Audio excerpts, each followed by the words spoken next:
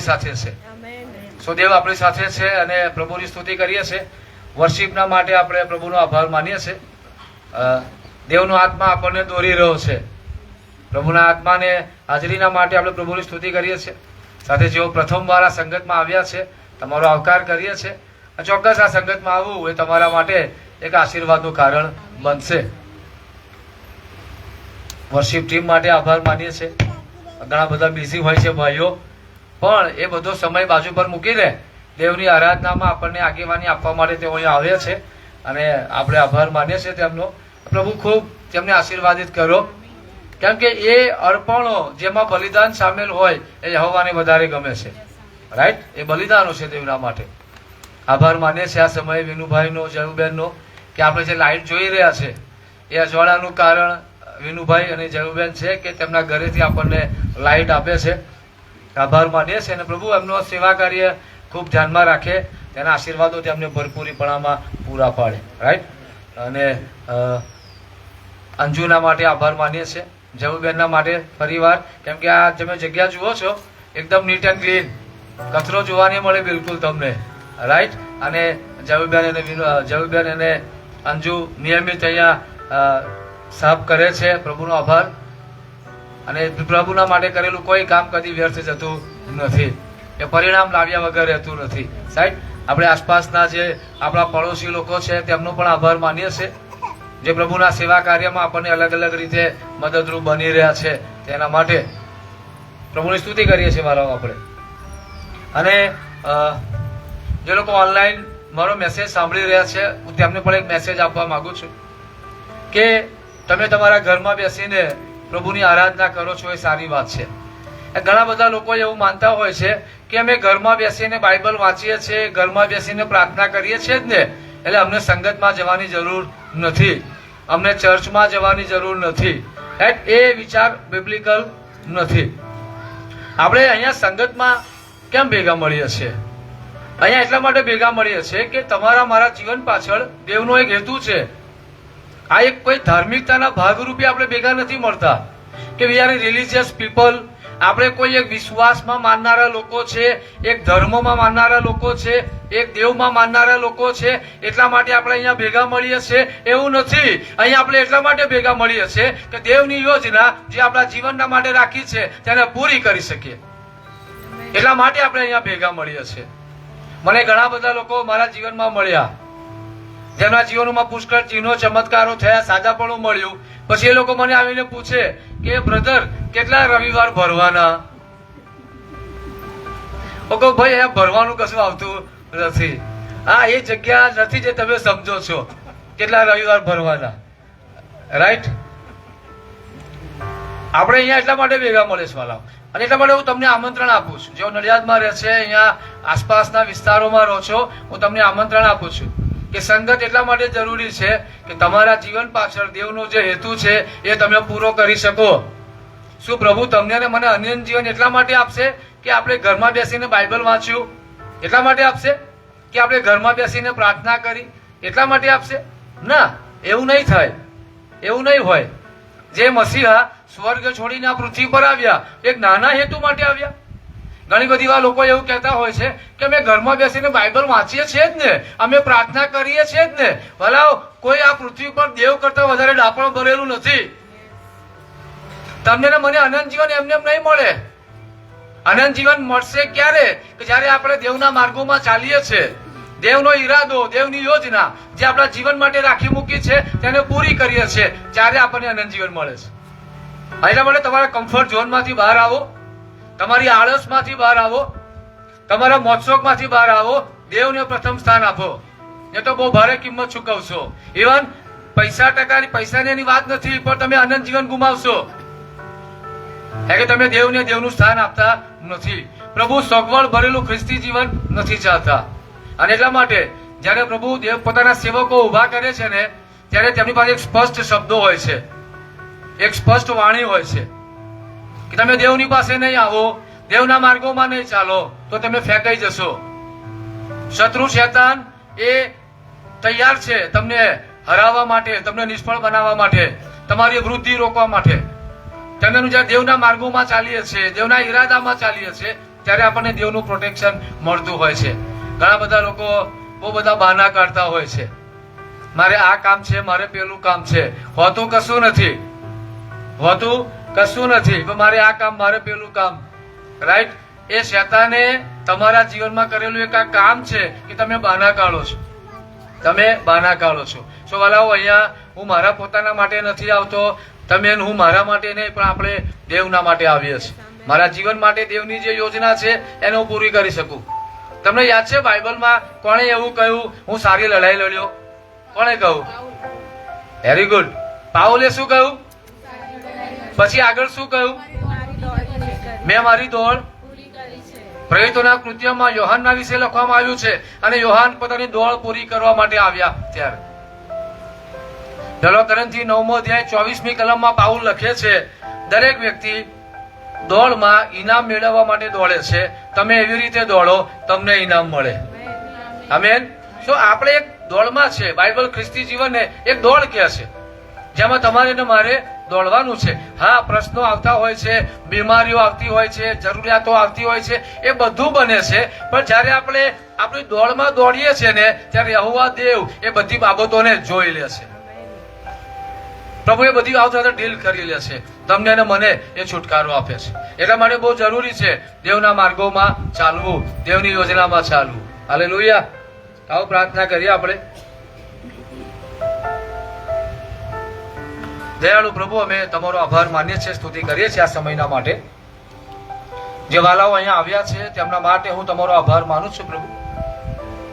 આ સમયે તમારું પવિત્ર લોહી હું તેમના આત્મા, પ્રાણ, શરીર પર છાંટું છું. તેમના ઘરના સભ્યો ઉપર, તેમના ઘર ઉપર, તેમના સર્વસ્વ ઉપર હું તમારા પવિત્ર લોહીનો દાવો કરું છું પ્રભુ. અને મારી ખાસ પ્રાર્થના છે પ્રભુ, કેમ કે તમારું વચન કહે છે ન્યાયી માણસની પ્રાર્થના પરિણામ લાવે છે. પ્રભુ, હું પ્રાર્થના કરું છું કે ઈસુ ખ્રિસ્તના નામમાં તમે આ વાલાઓના જીવનોને તમારી કૃપાથી ભરપૂર કરો. તમે તેમના જીવનોને તમારા આશીર્વાદોથી ભરપૂર કરો. તમે તેમના ઘરોને તમારી શાંતિથી ભરપૂર કરો.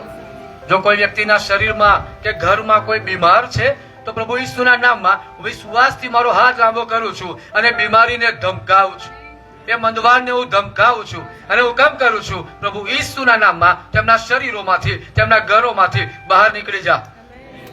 દરેક પ્રકારની બીમારીના બંધનો તૂટી જાવ, એ મંદવારના બંધન તૂટી જાવ પ્રભુ ઈસુના નામમાં તૂટી જાવ, અને તેઓના શરીરોમાં સાજાપણું આવો, તેઓના શરીરોમાં છુટકારો આવો. હરેક પ્રકારના રોગ, માંદગી, મંદવારના બંધનોમાંથી છુટકારો આવો. આ સમયે છુટકારો આવો પ્રભુ ઈસુના નામમાં છુટકારો આવો, અને ત્યાં દૈવીય સાજાપણું સ્થાન પામો. પ્રભુ, જેઓના ઘરોમાં અશાંતિનું વાતાવરણ છે, સ્ટ્રગલ કરી રહ્યા છે કોઈ ક્ષેત્રોમાં, જો ફાઇનાન્શિયલી સ્ટ્રગલ કરી રહ્યા છે પ્રભુ, જેઓ પોતાના બાળકોના માટે સ્ટ્રગલ કરી રહ્યા છે, આજે સાંજે મારી પ્રાર્થના છે કે ઈસુ ખ્રિસ્તના નામમાં તેમની સ્ટ્રગલનો અંત આવો. તેમના દરેક પ્રશ્નો પ્રભુ ઈસુના નામમાં તેમના જીવનોમાંથી દૂર થાવ. તેમની દરેક સ્ટ્રગલ પ્રભુ ઈસુના નામમાં દૂર થાવ, અને ત્યાં ભરપૂરીપણું આવો. ઓ ચમત્કાર કરનાર દેવ, પ્રભુ ઈસુના નામમાં ત્યાં તમારું સામર્થ્ય તમે વ્યવહાર દો, ત્યાં તમારું પરાક્રમ તમે વ્યવહાર દો, અને તેમની તમામ મુશ્કેલીઓ, તેમના તમામ પ્રશ્નોને ઈસુના નામમાં લઈ લો. અહીંયા કોઈ વ્યક્તિ એવું બેઠું છે, પ્રભુ મને એવું કહી રહ્યા છે અત્યારે કે અહીંયા કોઈક વ્યક્તિ એવું બેઠું છે કે જે પોતાના મનમાં એવો વિચાર કરે છે, ઘણા સમયથી મારા જીવનમાં કઈ સારું થઈ રહ્યું નથી, મારા પરિવારમાં કઈ સારું થઈ રહ્યું નથી, કોઈ કેવો વિચાર કરી રહ્યું છે. દેવ તેને એમ કે છે વધસ્તંભ તરફ જો. પ્રભુ એમ કે છે વધસ્તંભ તરફ જો. એટલે તારા માટે જે જરૂરી છે એ બધું જ મેં મારા માટે મેં તને આપી દીધું છે. દેવ એમ કે છે કે મેં મારો દીકરો તારા માટે પાછો નથી રાખ્યો, તો શું હું બીજી કોઈ બાબત તારા માટે પાછી રાખીશ? આજે સાંજે દેવ એ વ્યક્તિને ઉત્તેજન આપી રહ્યા છે, મારી તરફ જો, તારા આશીર્વાદો પ્રાપ્ત કરી લે. Thank you lord. હાલેલુયા. પ્રભુ, જેઓ પોતાના ઘરમાં એક અશાંતિના વાતાવરણમાં જીવી રહ્યા છે, તેમના ઘરના સભ્યોની વચ્ચે અંદર કોઈ સુમેળતા નથી, કોઈ પ્રેમ ભાવ નથી, કોઈ એકતા નથી. પ્રભુ, મારી ખાસ પ્રાર્થના છે કે તમે એ ઘરોની મુલાકાત કરો, અને પ્રભુ ઈસુના નામમાં એ ઘરોમાં તમે શાંતિ સ્થાપન કરો. જેઓના બાળકો અભ્યાસ કરી રહ્યા છે, પ્રભુ ઈસુના નામમાં તમે તેમના બાળકોને જ્ઞાન, બુદ્ધિ, ડાપણનો આત્મા પૂરો પાડો. પ્રભુ, જેઓના દીકરા દીકરીઓના લગ્નનો સમય આવ્યો છે, તમે તેમના માટે સારા પાત્રો પૂરા પાડો. ઓનલાઈન પ્રભુ જે સંદેશો સાંભળી રહ્યા છે, જેઓ તમારું વચન સાંભળી રહ્યા છે, પ્રભુ મારી ખાસ પ્રાર્થના છે કે તમે તેમના જીવનોને ભરપૂરીપણામાં આશીર્વાદિત કરો. તમે તેમના પરિવારોને આશીર્વાદિત કરો. તમે તેમની હેલ્થને આશીર્વાદિત કરો. તમે તેમના જોબ અને બિઝનેસને આશીર્વાદિત કરો. પ્રભુ, આ દિવસોમાં તમે તેમના માટે ચમત્કારો કરો. મારી ખાસ પ્રાર્થના છે કે પ્રભુ એક નવી રીતે તમે તેમની મુલાકાત કરો. પહેલા રાજાઓના 8મા અધ્યાયની 59મી કલમમાં તમારું વચન કહે છે કે હે યહોવા, જે વિનંતી મેં તમને કરી છે એ મારા શબ્દો તમારા રાજ્યસન સમક્ષતામાં રહો. આજે સાંજે પ્રભુ જે પ્રાર્થના મેં આ વહાલાઓના માટે કરી છે એ શબ્દો તમારા રાજ્યસન સામે રહો પ્રભુ. જે સમયોમાં જેની જેની જરૂરિયાત હોય પ્રભુ ઈસુના નામમાં તમે તે સામર્થ્ય રેડી દો. એ પ્રોવિઝન તમે તેમને આપો. તેમના રસ્તા તમને ખુલ્લા કરો પ્રભુ. જે લોકો પોતાના જીવનમાં આગળ વધવા માંગે છે તો કોઈ રસ્તો દેખાડવા માર્ગ છું. તમે કહ્યું છે જબરા દરેક પિત્તળની ભૂંગળો હું તોડી નાખીશ, લોખંડના દરવાજા હું તોડી નાખીશ. પ્રભુ મારી પ્રાર્થના છે બાપ કે અહીંયા બેઠેલા દરેક વ્યક્તિના જે ઓનલાઈન પ્રભુ સંદેશો સાંભળી રહ્યા છે તેમના માટે આ સમયોમાં તમે દ્વારો ઉઘાડો. તમે પ્રભુ વચનમાં લખ્યું છે કે જે ખડક ઉપર હું મારી પોતાની રીતે જઈ શકતો નથી ત્યાં તમે મને લઈ જાઓ. પ્રભુ આ વાલાઓના જીવનનો પ્રભુ એ કદાચ પોતાના વાહનને ઉંચક્યું એ રીતે પવિત્ર તમે ઉંચકો. આ સમયમાં ઉંચકો પ્રભુ, અને એક નવી શિફ્ટ તેમના જીવનમાં આવવા દો. એક નવો બ્રેક થ્રુ તેમના જીવનમાં આવે. શેતાને જ્યાં જ્યાં તેમના આશીર્વાદો રોકી રાખ્યા છે, તેમની સફળતા રોકી રાખી છે, તેમનું ભરપૂરીપણું રોકી રાખ્યું છે, તો પ્રભુ ઈસુના નામમાં આજે દુષ્ટ આત્માઓને હું ધમકાવું છું. એ દુષ્ટ આત્માઓને ઈસુના લોહીમાં હું બાંધું છું અને પ્રભુ ઈસુના નામમાં કહું છું બ્રેક થ્રુ આવો. શેતાને જ્યાં જ્યાં તેમના આશીર્વાદો રોકી રાખ્યા છે આ સમયોમાં એ રિલીઝ થાવ. પ્રભુ જેમ દાનિયેલ પ્રાર્થના કરવા માટે બેઠા અને દૂતે આવીને કહ્યું કે હે દાનિયેલ, જે દિવસે તમે પ્રાર્થના કરી તે જ દિવસે હું જવાબ લઈને નીકળી ગયો હતો અને શેતાને મને રોક્યો અને 21 દિવસ થયા. પ્રભુ આજે રાત્રે મારી પ્રાર્થના છે કે ઈસુ ખ્રિસ્ત નાઝારીના નામમાં આ વાલાઓ જે બાબતોના માટે પ્રાર્થનાઓ કરી રહ્યા છે તેમના જવાબો નીકળી ગયા છે, પણ જો કોઈક જગ્યાએ શેતાને તેમના આશીર્વાદો રોકી રાખ્યા છે તો એ સમયમાં જેમ તમે તમારા દૂતને મોકલી આપ્યા હતા, આ સમયે તમારા દૂતો તમે મોકલી આપો. પ્રભુ ઈસુના નામમાં તમે તમારા દૂતોને મોકલી આપીને તેમને તેમના આશીર્વાદો પૂરા પાડો. પ્રભુ તમારું વચન કહે છે યહોવા તારા માટે લડશે. પ્રભુ તમે તે વચન પ્રમાણે તેમના જીવનની દરેક બાબતોને પૂરી કરો, તમારા સામર્થ્યમાં પૂરી કરો. તે મારી પ્રાર્થના છે, તે મારી પ્રાર્થના છે પ્રભુ. દેવ એમ કે છે વાલાઓ, નિરાશ ના થશો કોઈ પણ બાબતના લીધે. આજે રાત્રે પવિત્ર આત્માની જે હાજરી આપણી મધ્ય છે તેમાં આપણે જઈએ.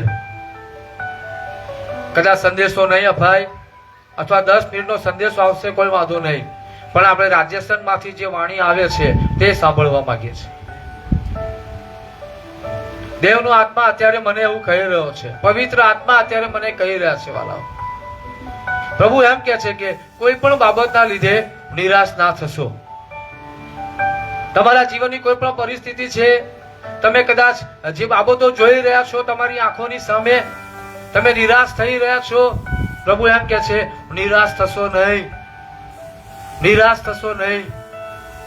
મારી તરફ જુઓ, હું તમારા માટે મોટા કામ કરીશ.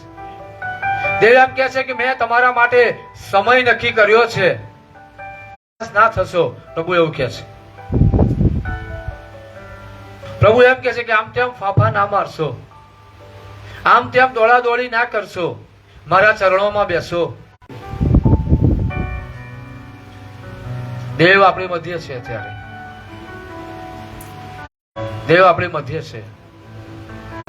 પ્રભુ એમ કહી રહ્યા છે કે હું તમારા બાળકોને ઉચ્ચ સ્થાનોમાં લઈ જઈશ, હું તમારા બાળકોના જીવનનું સ્થાપન કરીશ, હું તમારા બાળકોને આશીર્વાદિત કરીશ, હું તમારા બાળકોના માટે માર્ગો તૈયાર કરીશ.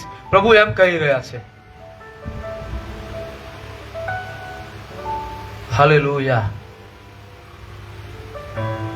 પ્રભુ એમ કહે છે કે મારી હાજરીમાં થોભો, ઉતાવળ ના કરશો, મારી હાજરીમાં થોભો. હાલેલુયા. પ્રભુ એમ કહે છે કે હું તમારા માટે જે કરી શકીશ ને એ આખી દુનિયા ભેગી થઈને પણ નહીં કરી શકે.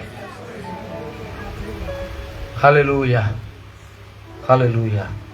Thank you lord, thank you Holi spirit, thank you lord. પ્રભુ આ પ્રોફેટિક વર્ડની નીચે, આ પ્રબોધના વચનોની છે અમે અમારા જીવનોને, અમારા પરિવારોને, અમારા ભવિષ્યને, અમારા સર્વસ્વને લાવીને મૂકીએ છીએ પ્રભુ ઈસુના નામમાં. Amen, amen. હાલેલુયા.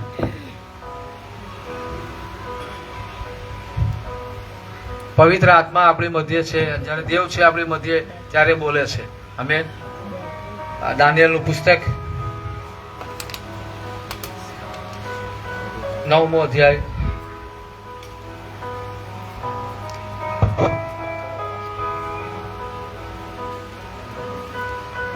દાનિયેલનું પુસ્તક 9મો અધ્યાય.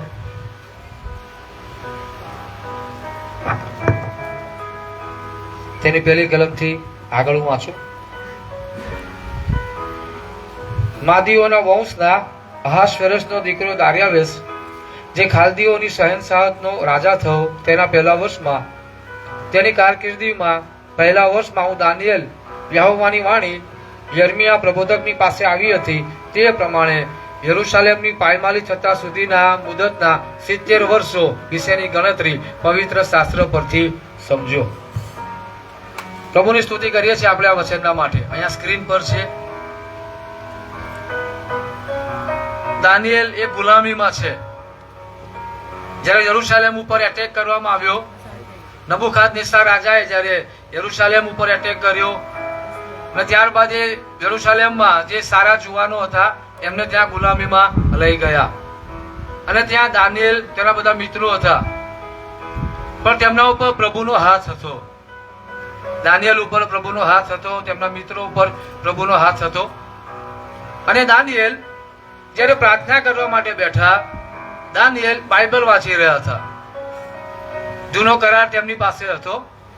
અને અહીંયા જે લખવામાં આવ્યું છે કે બીજી કલમ પાછળના ભાગમાં યહોવાનું વચન જે યર્મિયા પ્રબોધકની પાસે આવ્યું હતું તે પુસ્તકનો અભ્યાસ કરતો હતો. શું કરતા હતા દાનિયેલ? બરાબર છે, અવાજ થોડો ઓછો આવે છે.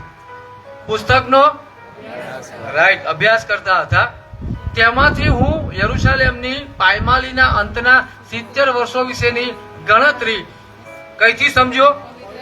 પવિત્ર શાસ્ત્ર પરથી સમજો. હલો, દાનિયેલ એક પોતે ગુલામીમાં છે, દેવનો હાથ તેમના પર છે, પણ એ બાઇબલ વાંચી રહ્યા છે. અને બાઇબલ વાંચતા તેમને ખબર પડી ઇઝરાયેલી લોકો ગુલામીમાં છે. જ્યારે ઇઝરાયેલી લોકો મિસ્રની ગુલામીમાંથી બહાર નીકળ્યા એ પછી પણ એ લોકો ગુલામીમાં ગયા છે. એ પછી પણ જ્યારે લોકો દેવની વિરુદ્ધ ગયા, દેવની વાત ના માની, ત્યાર પછી પણ લોકો ગુલામીમાં ગયા છે. અને અહીંયા એ લોકો ગુલામીમાં છે, ઇઝરાયેલી લોકો ગુલામીમાં છે. દાનિયેલ બાઇબલ વાંચી રહ્યા છે. અને આપણે જોઈએ યર્મિયા પ્રબોધકનું પુસ્તક તેનો 25મો અધ્યાય. યર્મિયા 25, યર્મિયા 25 અને તેની 12મી કલમ 11-12. આ આખો દેશ ઉજ્જળ તથા ત્રાસજનક થઈ પડશે અને આ પ્રજાઓ 70 વર્ષ સુધી બાબિલના રાજાની સેવા કરશે. શું છે કે આ પ્રજા એટલે કે ઇઝરાયેલી પ્રજા 70 વર્ષ સુધી બાબિલના રાજાની સેવા કરશે, તેમની ગુલામીમાં રહેશે. સમજો, યર્મિયા પ્રબોધકે આ પ્રબોધવાણી કરી હતી, એક પ્રોફેસી કરી હતી કે ઇઝરાયેલી લોકો 70 વર્ષ સુધી આ પ્રમાણે ગુલામીમાં રહેશે. હવે એ સમયોમાં જે દેવની વાણી આવતી હતી ને એ લખવામાં આવતી હતી, એ વચન લખવામાં આવતું હતું. આજે આપણે તો એટલા બધા સ્કોલરો થઈ ગયા છે કે આપણને બાઇબલની જરૂર નહીં પડતી, નોટ પેનની જરૂર પડતી નથી. તો પ્રેઝ ધ લોર્ડ, એ સમયમાં બધું લખવામાં આવતું હતું. અને યર્મિયા પ્રબોધકે ત્યાં લખ્યું કે પવિત્ર આત્માએ મને આ પ્રમાણે કહ્યું છે. જેમ હમણાં સ્ટાર્ટિંગમાં આપણે જયારે પ્રાર્થના કરતા હતા ત્યારે પવિત્ર આત્માની મૂવમેન્ટ આપણી મધ્ય શરૂ થઈ, જે ચાલુ છે. યર્મિયા પ્રબોધકે લખેલું કે કે પવિત્ર આત્માએ મને આ પ્રમાણે કહ્યું છે અને લખીને એ મૂકી રાખેલું. અને એ જે લખી રાખેલું એ દાનિયેલ વાંચી રહ્યા હતા. દાનિયેલ પોતે ગુલામીમાં છે. આ દાનિયેલ વાંચી રહ્યા હતા અને દાનિયેલને ખબર પડી કે યર્મિયા પ્રબોધક દ્વારા દેવ બોલેલા કે 70 વર્ષ પછી હું આ લોકોને ગુલામીમાંથી બહાર કાઢીશ. અને પછી દાનિયેલ ગણતરી કરવા માટે બેઠા કે યર્મિયા પ્રબોધક જે સમયમાં બોલેલા ત્યારથી અત્યાર સુધી કેટલા વર્ષ થાય છે. અને દાનિયેલે ગણતરી કરી ત્યારે તેમને ખબર પડી 70 વર્ષ પૂરા થઈ ગયા છે. 70 વર્ષ પૂરા થઈ ગયા છે. અને ત્યારબાદ દાનિયેલે પ્રાર્થના કરી કે પ્રભુ, પછી આગળ પાપની કબૂલાત કરી, એ બધું છે 9મા અધ્યાયમાં, તમે વાંચો શાંતિથી. દાનિયેલે પાપ કબૂલાત કરી, પ્રાર્થના કરી અને ત્યારબાદ દાનિયેલે કહ્યું કે પ્રભુ, હવે આ લોકોનો ગુલામીનો સમય પૂરો થયો છે, તમે તેમને ગુલામીમાંથી બહાર કાઢો. અને ત્યારબાદ કોરેશ નામનો રાજા હતો. પ્રભુએ તેને પ્રેરણા કરી અને ત્યાંથી ઇઝરાયેલી લોકો યરુશલેમમાં પાછા આવ્યા. આ બધું ઘણું છે, રાઈટ. ઇઝરાયેલી લોકો ગુલામીમાંથી બહાર આવ્યા. હવે હું તમને એક પ્રશ્ન પૂછું કે ઇઝરાયેલી લોકો ગુલામીમાંથી બહાર આવ્યા કઈ બાબતના લીધે? કઈ બાબતના લીધે? તમે આખો શાસ્ત્ર ભાગ વાંચ્યો ને આપણે, હા કે ના? હવે આપણે અહીં ગઈ મેં વાત તમને કઈ સમજ્યા તમે કે યર્મિયા દ્વારા દેવ બોલેલા 70 વર્ષ ગુલામીમાં રહેશે. યર્મિયાએ લખી રાખેલું, દાનિયેલે વાંચ્યું, દાનિયેલે ગણતરી કરી, 70 વર્ષ પૂરા થઈ ગયા છે. દાનિયેલે પ્રાર્થના કરી અને ઇઝરાયેલી લોકો ગુલામીમાંથી બહાર આવ્યા, રાઈટ. તો કઈ બાબતના લીધે લોકો ગુલામીમાંથી બહાર આવ્યા?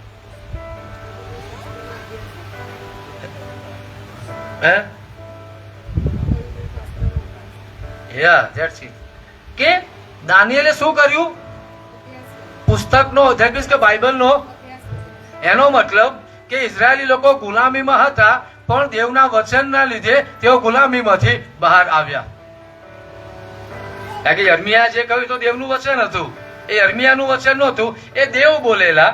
અને એટલા માટે વાલાઓ, બાઇબલ આપણને એવું શીખવે છે તમને ને મને વચનની જરૂરિયાત છે. કે વિચાર કરો, બહુ મોટી ગુલામીમાં લોકો જીવી રહ્યા છે, હજારો લોકો છે ગુલામીમાં, પણ એક વ્યક્તિ જયારે બાઇબલ વાંચવા માટે બેઠો અને વ્યક્તિને ખબર પડી કે દેવના લોકો ગુલામીમાં રહેવા માટે નથી, હવે તેમનો ગુલામીનો સમય આવી ગયો છે, એમણે પ્રાર્થના કરી, એ લોકો ગુલામીમાંથી બહાર આવ્યા. બીકોઝ ઓફ ધ વર્ડ, વચનના લીધે બહાર આવ્યા. આજે જો આપણે જોઈએ છે તો ખ્રિસ્તી જે જીવન છે, ઘણા બધા લોકો એવું માને છે ફક્ત પ્રાર્થનાથી જીવાશે. ખ્રિસ્તી જીવન ફક્ત પ્રાર્થનાથી જીવાશે, એટલા માટે લોકો ફક્ત પ્રાર્થના કરતા હોય છે. હું તમને કહું, જે લોકો ફક્ત પ્રાર્થના કરે છે તેમની પાસે વચન નથી ને, તેમની પ્રાર્થના એ કોઈ પરિણામ નહીં લાવે. હા, કદાચ કોઈ જરૂરિયાત પૂરી થશે, નાની મોટી જરૂરિયાત પૂરી થશે, નાનો મોટો ચમત્કાર થશે, પણ એ પ્રાર્થના દ્વારા તમારી જરૂરિયાત પૂરી થશે, તમારા જીવનમાં એક ટાઈમ ચમત્કાર થશે. તો જો તમે તમારા જીવનમાં રોજ ચમત્કાર જોવા માંગો છો તો તમને અને મને વચનની જરૂરિયાત છે. વચનની જરૂરિયાત છે તમને અને મને. કે તમે વચન જાણશો અને વચન તમને મુક્તિ કરશે. આ બાઇબલ દેવે તમને અને મને એટલા માટે આપ્યું કે તમે હું તેનો અભ્યાસ કરીએ. આ બાઇબલ તમને અને મને એટલા માટે આપવામાં આવ્યું, દેવનો ઈરાદો શું છે તેને આપણે જાણીએ, દેવની યોજના શું છે તેને આપણે જાણીએ, પ્રભુએ મારા માટે જે બ્લેસિંગ રાખ્યા છે તે હું જાણું, આ પૃથ્વી પર મારે શું કરવાનું છે તે હું જાણું. પણ શેતાને શું કર્યું છે ખબર છે? લોકોને વચન વાંચતા અટકાવ્યા. હું પ્રાર્થના કરું છું ને સાહેબ, ચાલી જશે ને? ના ચાલે. દેવ વચન ચાહે છે. વચન તમે જુઓ તો બાઇબલ એમ કે છે કે દેવે પોતાના નામ કરતા પણ વચનને વધારે મહત્વ આપ્યું છે. પોતાના નામ કરતા વચનને વધારે મહત્વ આપ્યું છે. જેને આપણે મહત્વ નથી આપ્યું, વચનને મહત્વ નથી આપ્યું. આજે વર્ષોથી તમારી મારી પાસે બાઇબલ છે, તો શું આપણે બાઇબલને સમજવાનો પ્રયત્ન કર્યો છે ખરો? શું એ બાઇબલના વચનોનું મનન કર્યું છે ખરું?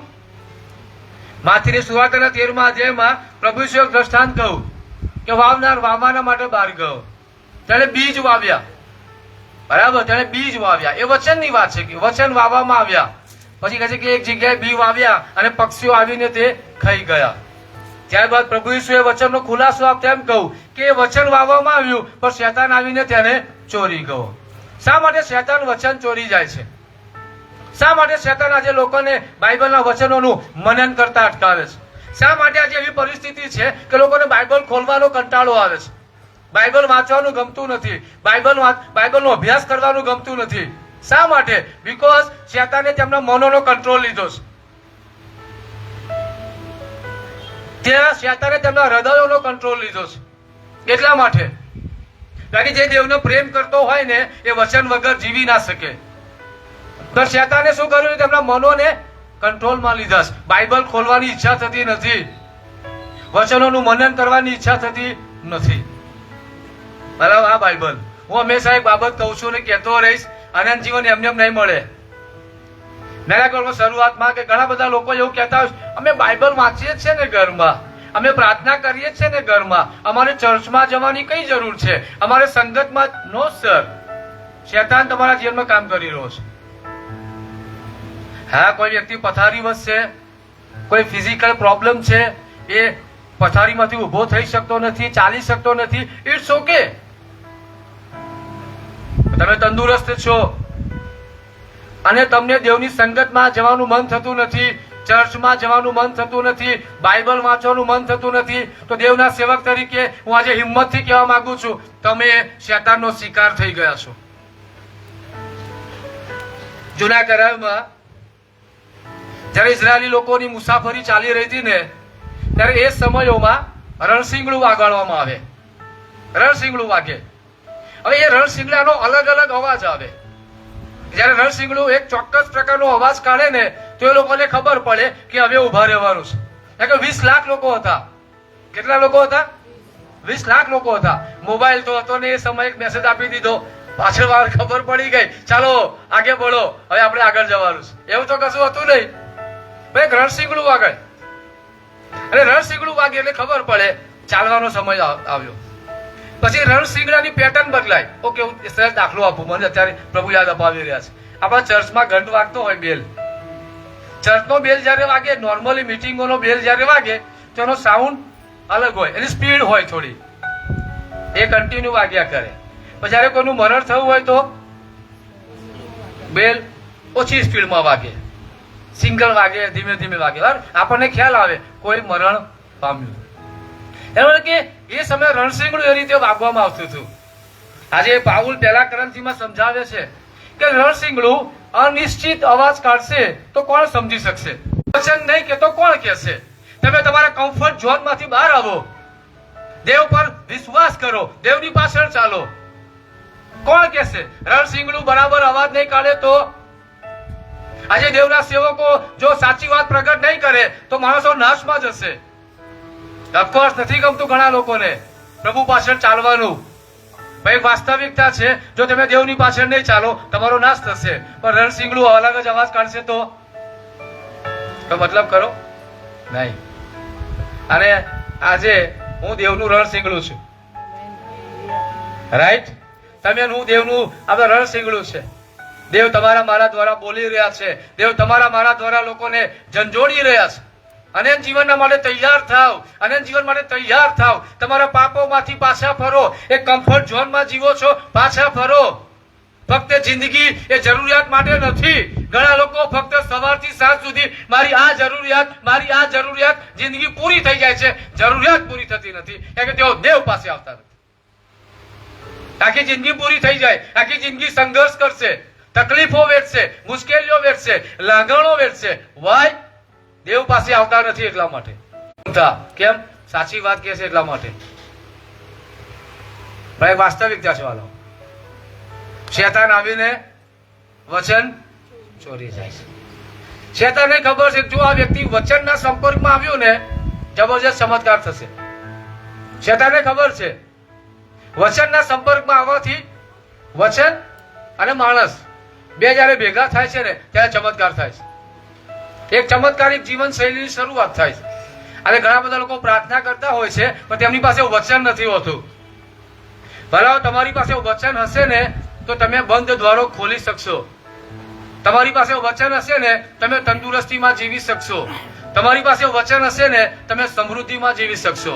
તમારી પાસે વચન હશે ને તમે સફળ જીવન જીવી શકશો, આશીર્વાદી જીવન જીવી શકશો. જો વચન હશે તો. વચન નહીં હોય ને તો તમારી સામે ભરપૂરીપણું હશે, સફળતા હશે, પણ તમે પામી નહીં શકો કેમ કે તમારી પાસે વચન નથી. યહોશુઆનું પુસ્તક 1 અધ્યાય, યહોશુઆ 1. શું કે છે? આલું સ્ક્રીન પર બધા સાથે વાંચીએ. આપણે બધા સાથે વાંચીએ. શું લખ્યું છે? એ નિયમ શાસ્ત્ર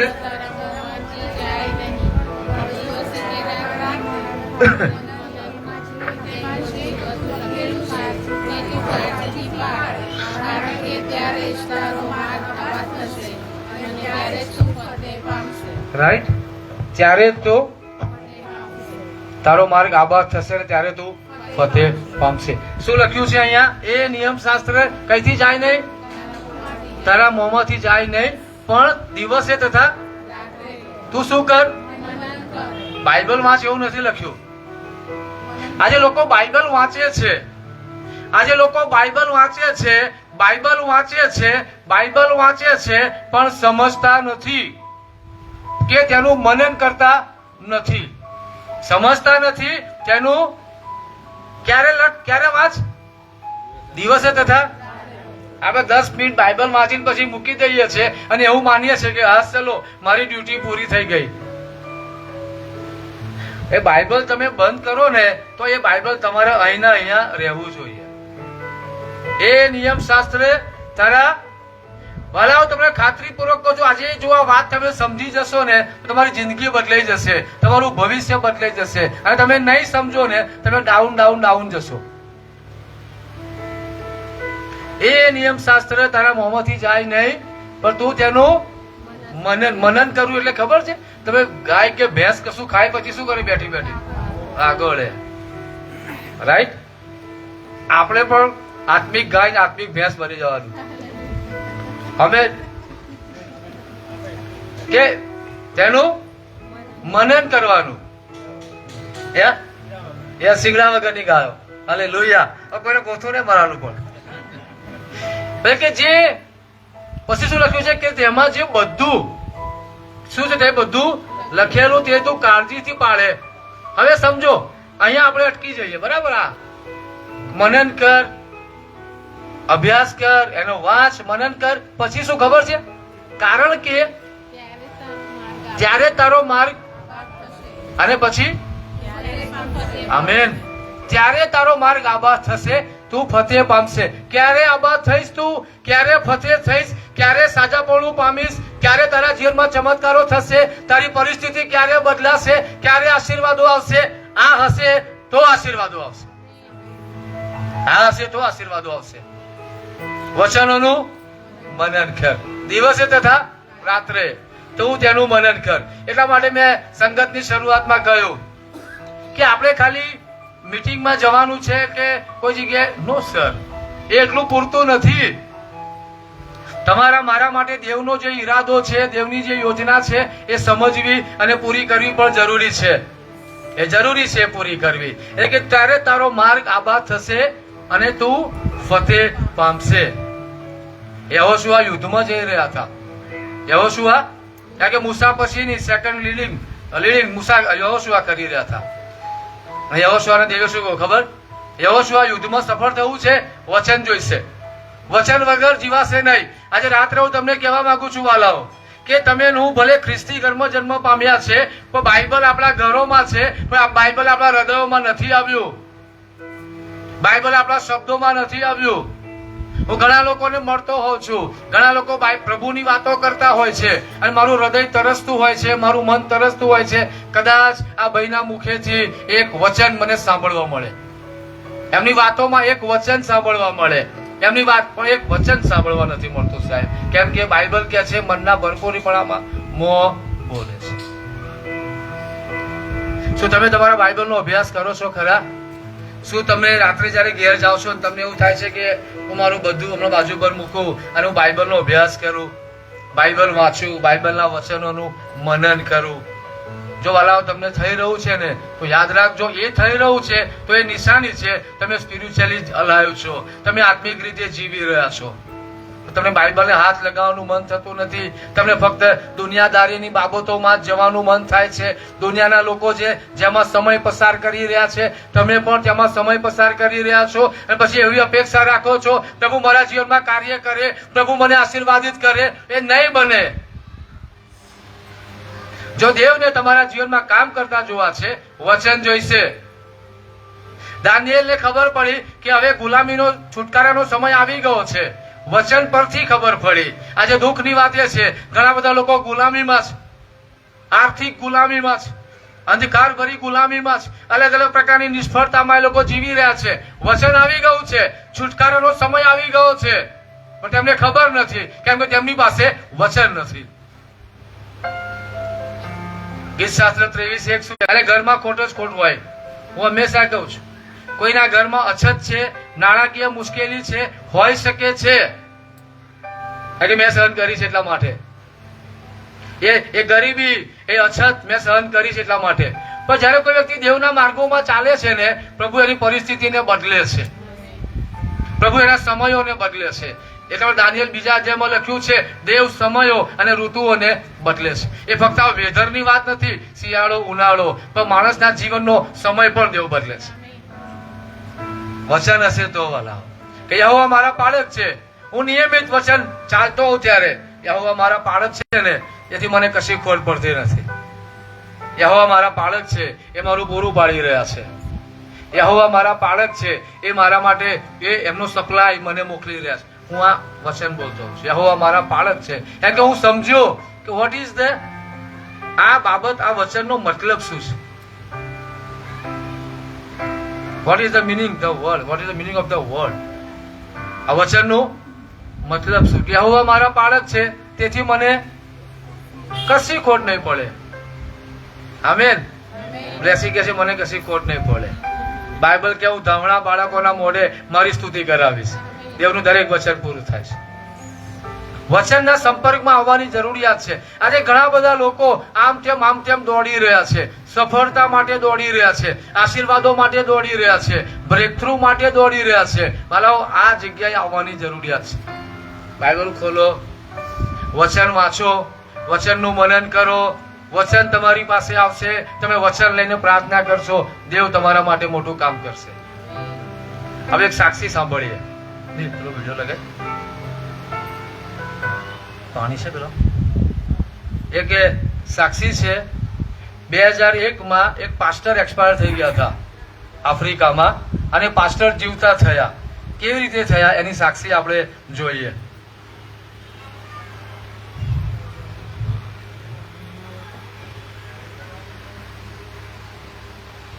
શાંતિથી આપણે જોઈએ, સાંભળીએ.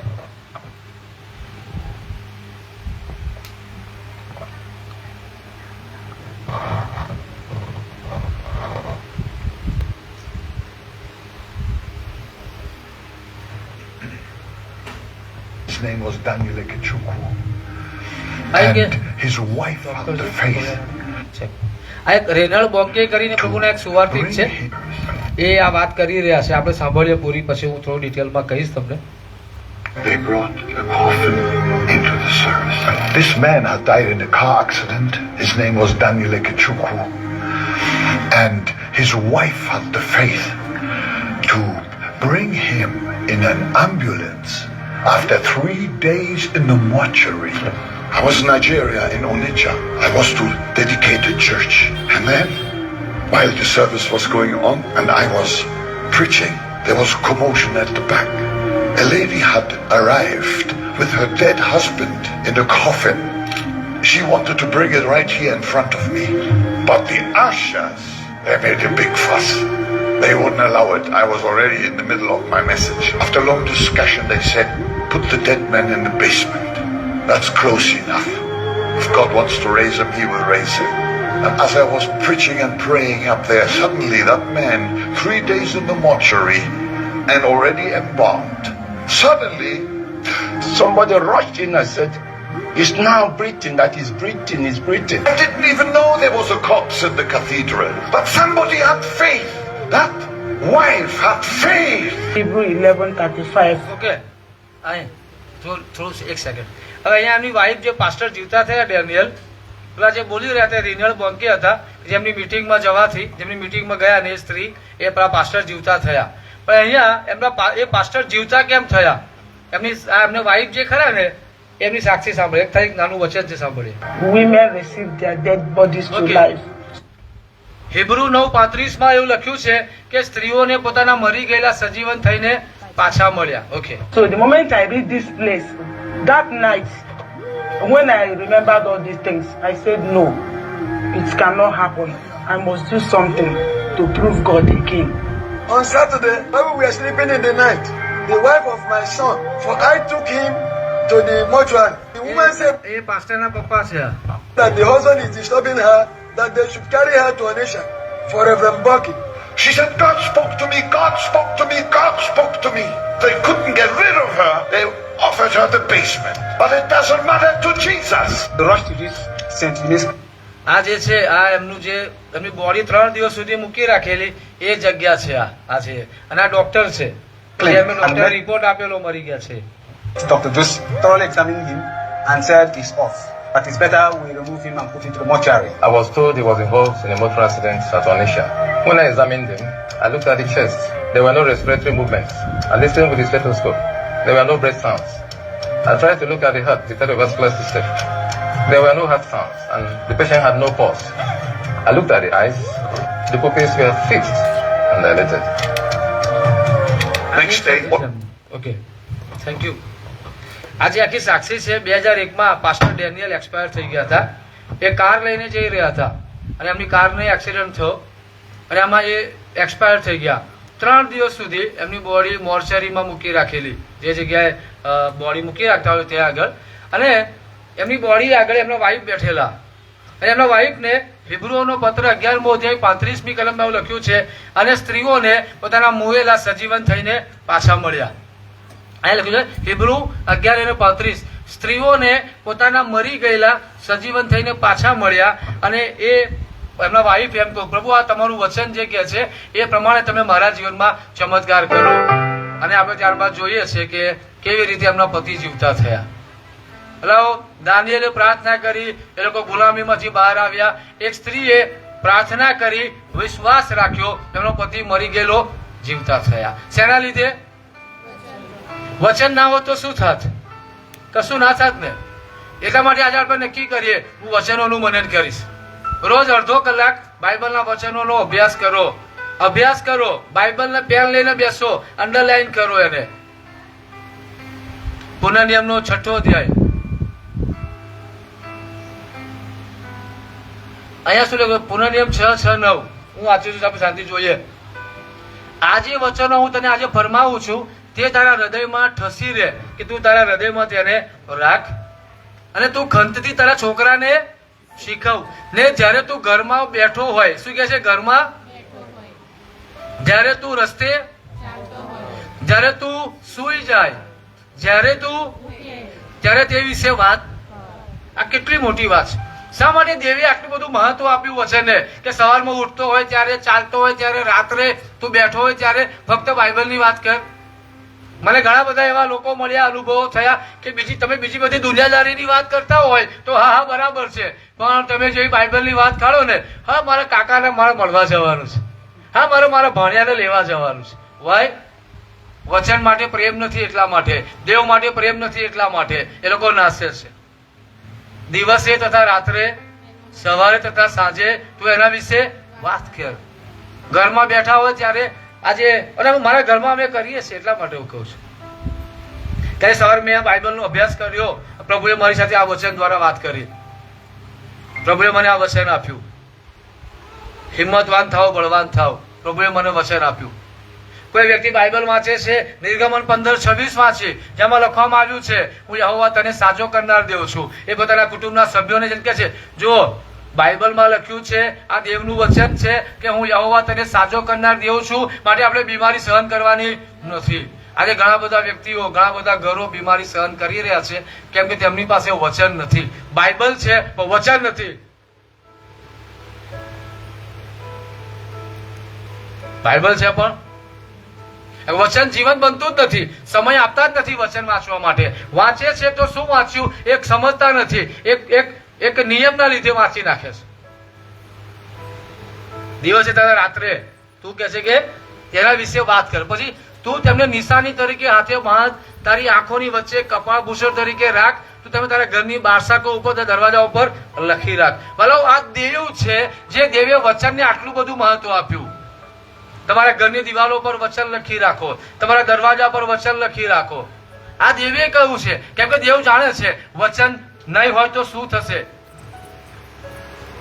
આજે ઘણા બધા ઘરોમાં, ઘણા બધા જીવનોમાં જયારે હું જતો હોઉં છું, હું જોઉં છું મને કશું મળે અહીંયાથી, આ જગ્યાએથી મને કશું, કારણ કે મને પણ ઉત્તેજનની જરૂર છે, મને પણ હિંમતની જરૂરિયાત છે, મને પણ વચનની જરૂરિયાત છે. હું જયારે લોકોની પાસે જાઉં, ત્યારે ખ્રિસ્તી વ્યક્તિઓની પાસે જયારે હું જાઉં, હું અપેક્ષા રાખું મને કોઈક વચન મળશે, મને આજે કોઈ ઉત્તેજનની વાત જાણવા મળશે, આજે વચનનો નવો ખુલાસો મને મળશે. પણ સાહેબ કશું હોતું નથી. ત્યાં દુનિયાભરની વાતો હોય છે, વચન નથી હોતું. કે આપણે આપણી વાતોમાં બાઇબલની વાતો હજુ લાવતા નથી. આપણે બાઇબલને એક ધાર્મિક પુસ્તક ગણીએ છીએ, એને વાંચી લીધું, એને પછી મૂકી દઈએ છીએ, પછી દુનિયાદારીની બાબતોમાં જતા રહીએ છીએ, બીજા દિવસે કાઢીએ છીએ, વાંચીએ છીએ, એને મૂકી દઈએ છીએ. બાઇબલના વચનો યાદ રહેશે આપણને? તમને કોઈને વચન યાદ છે બાઇબલનું? કોઈ પણ બોલજો, કોઈ પણ. Very good. પરાત્પરના ગુપ્ત સ્થાનમાં જે વસે છે તે સર્વ સમર્થની છાયામાં રહે છે. પછી યા વેરી ગુડ. પછી કોને યાદ છે?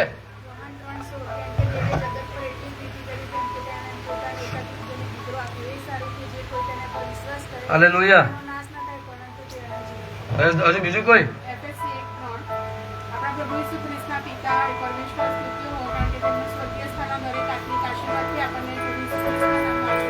હાલેલુયા. હજુ કોને યાદ છે કોઈ વચન? કોઈ પણ? જે મને સામર્થ્ય આપે તેમની સહાયથી હું સગળું કરી શકું છું. પછી આમેન. જે કોઈ ખ્રિસ્તમાં છે તે નવી ઉત્પત્તિ છે. હાલેલુયા. પાછળથી અવાજ નહીં આવતો, પાછળ બધા ધૂળ. આમેન. યહોશુઆ. હવે માનો કે કોઈ વ્યક્તિ યહોશુઆ 24:15 વાંચે છે, એ વ્યક્તિ યહોશુઆ 24:15 વાંચીને પછી બંધ કરી દેશે. રાઈટ? યહોશુઆ 24:15 એને વાંચ્યું, પણ ત્યાં આગળ થોભવાની જરૂરિયાત છે. ગીત શાસ્ત્રમાં એક શબ્દ આવે છે વારંવાર, સેલા, એટલે થોભવું. એ બુલેટ ટ્રેનની જેમ ના જાઓ. બાઇબલ વાંચતા હોય તો બુલેટ ટ્રેન નહીં, આપણે મેમુ થઈ જવાની, લોકલ ટ્રેન બની જવાનું. એટલે કે હું અને મારા ઘરના તો યહોવાની સેવા કરીશું, અને એ વ્યક્તિએ ત્યાં થોભવાની જરૂરિયાત છે. પ્રભુ તમારું વચન કહે છે હું અને મારા ઘરના તો યહોવાની સેવા કરીશું. આ વચનનો આશીર્વાદ તમે મારા ઘરમાં આપો કે હું અને મારા ઘરના તમારી સેવા કરી. એક કોઈ બોલ્યું કે એફએસસી 1:3 લખ્યું છે કે દેવે આપણને દરેક આત્મિક આશીર્વાદથી આશીર્વાદિત કરેલા છે. તો ત્યાં તમારી મારી ફરજ, ત્યાં તમારું મારું શું આવે છે? પ્રભુ તમારું વચન એમ કે છે કે દેવે મને દરેક આત્મિક આશીર્વાદથી આશીર્વાદિત કર્યો છે, તો એ આશીર્વાદો તમે મારા માટે ખુલ્લા કરો. કોઈ એમ કહું જે મને સામર્થ્ય આપે તેની સહાયથી હું સગળું. પ્રભુ તમારા સામર્થ્ય દ્વારા હું પ્રાર્થના કરી શકું છું, તમારા સામર્થ્ય દ્વારા હું વચન વાંચી શકું છું, હું જોબ ઉપર લઈ આવું, વચનને તમારા જીવનમાં લઈ આવો. કોઈ વ્યક્તિ બાઇબલ વાંચી રહ્યું છે અને એવું વચન આવે છે કે યહોવા તારે તારા ઘરના લોકોને આશીર્વાદ આપશે. ગીત શાસ્ત્ર 34:25 લખ્યું છે કે ન્યાયી માણસને તજેલો અને તેના છોકરાને ભીખ માંગતા મેં જોયા નથી, પણ તેઓ આશીર્વાદ પામેલા હોય છે. અને ત્યાં ઉભા રહેવાની જરૂરિયાત છે. પ્રભુ તમારું વચન કહે છે કે ન્યાયી માણસને તજેલો મેં જોયા નથી, તેના છોકરા ભીખ માંગતા મેં જોયા નથી, તેના છોકરા આશીર્વાદ પામેલા હોય છે. પ્રભુ આજે અહીં થોભી દઉં. હલો, ભલે આખો અધ્યાય ના વંચાય તો ટેન્શન ના લેશો, એક વચન આશીર્વાદ પામેલા હોય એ આશીર્વાદ તમે પૂરો પાડો. આ બાબતને આપણે આપણા જીવનમાં લઈ આવવાની. વચન તમે કોઈ પણ વચન વાંચો છો તમારા જીવનમાં લઈ આવો. પરાત્પરના ગુપ્ત સ્થાનમાં જે વસે છે તે સર્વ સમર્થની છાયામાં રહેશે. હું યહોવા વિશે કહીશ, તે મારો ઘર તથા મારો કિલ્લો છે, તે જ મારો આશ્રય છે. પ્રભુ તમે મારો ગઢ અને મારો કિલ્લો છો. પ્રભુ તમે મારો ઘર છો. બાઇબલ વાંચીને મૂકી દીધું એવું નહીં, આપણને ખાલી વચનો મળે હોય એવું નહીં, એ વચન પ્રમાણે આપણી પ્રાર્થના હોવી જોઈએ. આગળનું વચન છે, આ થોડા વચન જોઈ લઈએ પછી આપણે કહું છે. હા, ગીત શાસ્ત્ર 1લો અધ્યાય. જે માણસ પાપીઓના માર્ગમાં, અને કેટલા બધા લોકો પોતાના જીવનને બગાડી રહ્યા છે, ખોટી સંગતોમાં બગાડી રહ્યા છે, ખોટી મિત્રતામાં સમય બગાડી રહ્યા છે, કે પાપીઓના માર્ગમાં ઈસુ ખ્રિસ્ત પાપીઓ સાથે બેઠા, ખાધું પીધું બધું, પણ સમય ક્યાં પસાર કર્યો ખબર છે? 12 શિષ્યો સાથે સુવાર્તા પ્રચાર કરવા માટે ગયા, સુવાર્તા આપી, બાપની પાસે પ્રાર્થના કરવા માટે ગયા. જે માણસ પાપીઓના માર્ગમાં,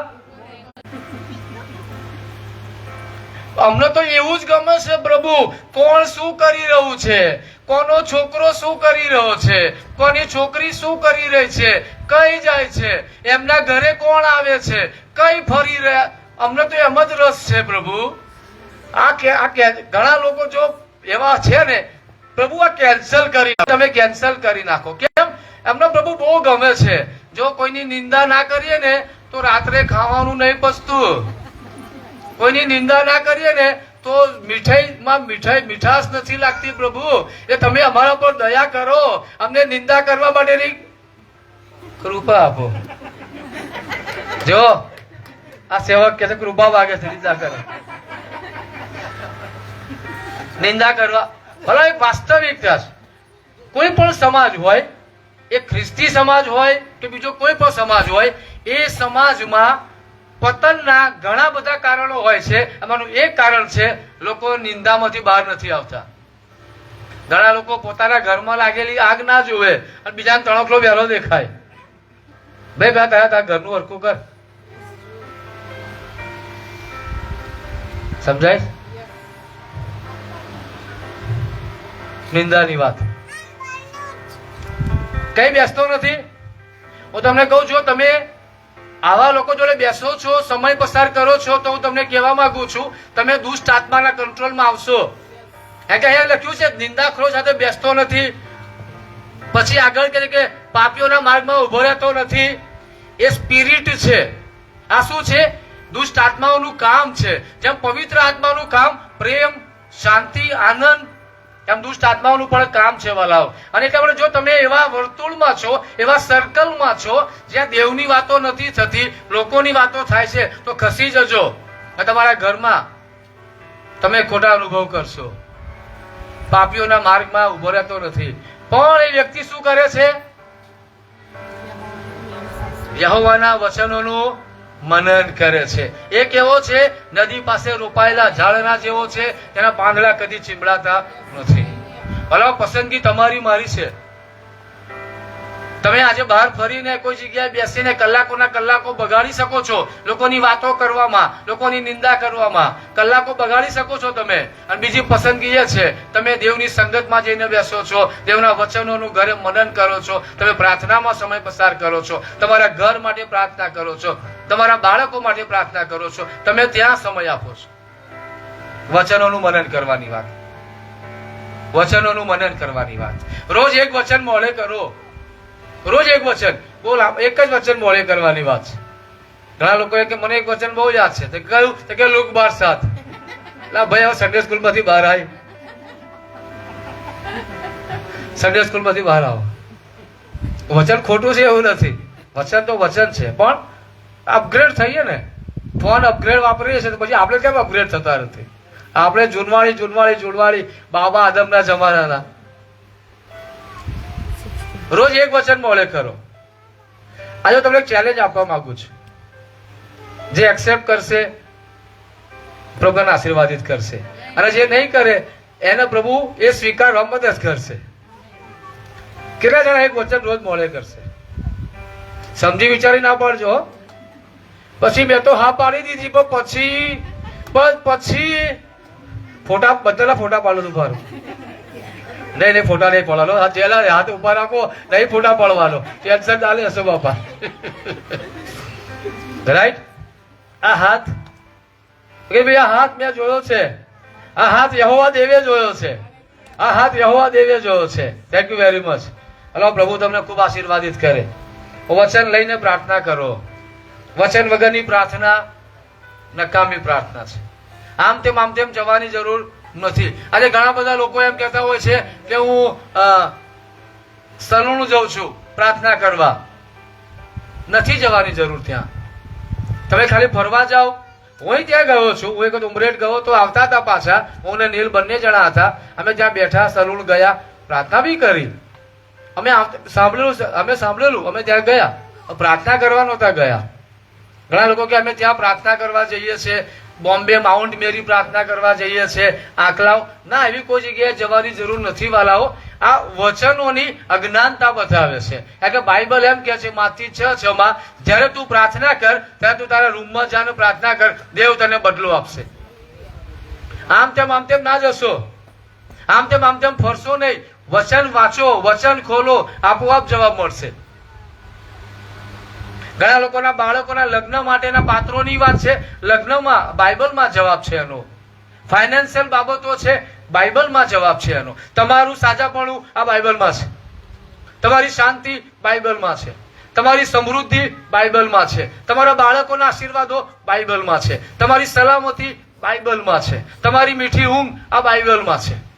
તમારી સફળતા આ બાઇબલમાં છે. બધું તમારે જે જોઈએ છે એ બધું બાઇબલમાં છે. પણ તમે જો બાઇબલ નહીં ઉગાડો ને, તમે નહીં પામો. દાનિયેલે એક પ્રાર્થના કરી, વચન સમજ્યા અને ગુલામીમાંથી બહાર આવ્યા. તમે જો કોઈ પ્રકારના સંઘર્ષમાં છો, બહાર આવવા માંગો છો, વચન લઈને પ્રાર્થના કરો. એક વચન આખો દિવસ બોલો, અને વચન લઈને પ્રાર્થનામાં સમય પસાર કરો. પ્રભુ તમને ખૂબ આશીર્વાદિત કરે. હવે પ્રાર્થના કરીએ અને જેકી આપણને છેલ્લી પ્રાર્થના કરાવશે.